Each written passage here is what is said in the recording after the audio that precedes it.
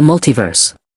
A concept once so fresh, so innovative, and so intriguing that it captivated the imaginations of audiences everywhere. But now, after years of overwhelming us with alternate realities, countless versions of beloved characters, and multiversal crossovers, it seems like we're witnessing the death of the multiverse in popular media. And you might ask, why is that? What happened to the concept that was supposed to revolutionize storytelling? Let's take a step back and look at how the multiverse became so popular and why it's starting to fade out of the spotlight. The rise of the multiverse. The concept of the multiverse has been around for a long time in comic books. Marvel and DC were the first to explore the idea of alternate universes in their pages.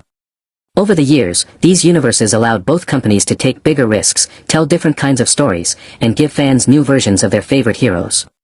But it wasn't until the 2000s when these ideas started making the jump from comics to mainstream media. It began with Spider-Man, Into the Spider-Verse, an animated film that introduced fans to multiple versions of Spider-Man, all from different realities. This movie not only nailed the comic book vibe but also proved that a multiverse could work in animation. But it wasn't until the Marvel Cinematic Universe, MCU, started exploring the multiverse in full force that the concept truly exploded. The MCU's Avengers, Endgame and the Spider-Man, No Way Home films brought in alternate versions of Spider-Man, each with their own unique qualities and quirks. That's when audiences went wild.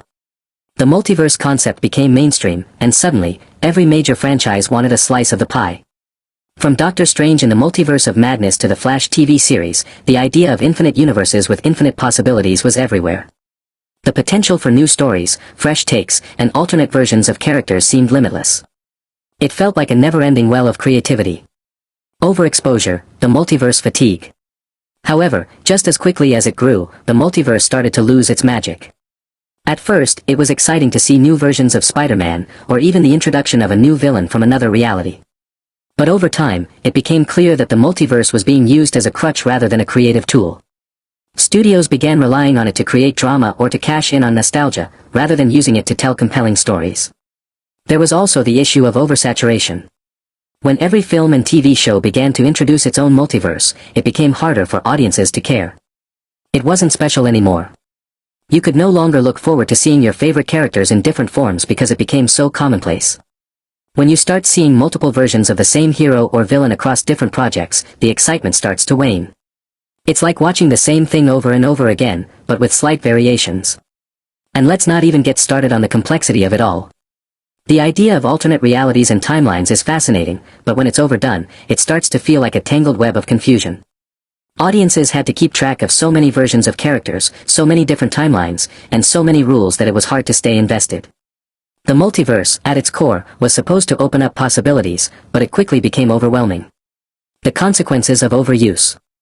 Part of the problem is that studios just didn't know when to stop. Instead of focusing on creating a cohesive, engaging story, the multiverse started to feel like a gimmick. Characters who had died were resurrected just so they could appear in a new universe. Wanda, Black Bolt could destroy you with one whisper from his mouth. What mouth? Villains who had already been defeated were brought back for a quick cameo. It started to feel like nothing was ever really at stake. The emotional weight of these stories also suffered. When you have infinite versions of a character, the emotional consequences of their actions lose their meaning. If someone dies, it doesn't have the same impact when you know there's a version of them in another universe who's still alive. The multiverse became a way to bypass meaningful character arcs and reset the stakes. It stopped being about the characters and started being about the spectacle. And let's not forget the narrative exhaustion. The constant back and forth between different realities, all while trying to keep things coherent, was a strain on the storytelling process. Some stories just didn't need to involve the multiverse, but studios insisted on shoehorning it in to keep up with the trend. This led to a lack of focus, poor pacing, and stories that felt bloated. The shift towards simplicity. So, where do we go from here? Are we truly seeing the death of the multiverse, or is it just a shift in how it's used? More recently, we've seen a return to simpler, more grounded stories in popular media. Take Guardians of the Galaxy Volume 3, for example. While it has cosmic elements, it's much more about character development and emotional stakes than it is about jumping between alternate realities. The film's success came from its ability to focus on the characters' journeys rather than relying on the spectacle of the multiverse. Similarly, The Batman, 2022, took a different approach to Gotham's Dark Knight. Instead of introducing alternate Batman or other versions of Gotham's heroes, the film focused on a singular, gritty interpretation of the character. It didn't need the multiverse to make the story compelling. Fans loved the grounded, focused narrative that allowed the characters and themes to shine.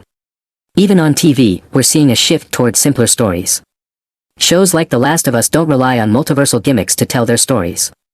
Instead, they focus on the relationships between characters and the emotional stakes of their journeys. Fans seem to appreciate this more intimate, focused approach to storytelling. Looking ahead, what's next for the multiverse? Despite the fatigue, it's not like the multiverse is completely dead. It's just undergoing a transformation. There's still room for the multiverse to exist, but it needs to be used with purpose and intention. The concept should enhance the story, not overwhelm it.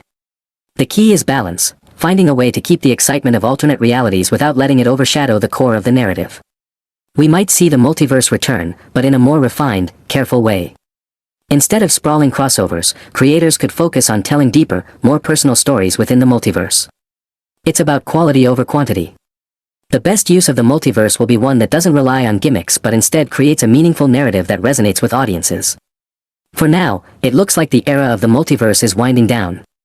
But if it returns, it will have to be done right. No more mindless crossovers, no more endless realities that confuse the audience.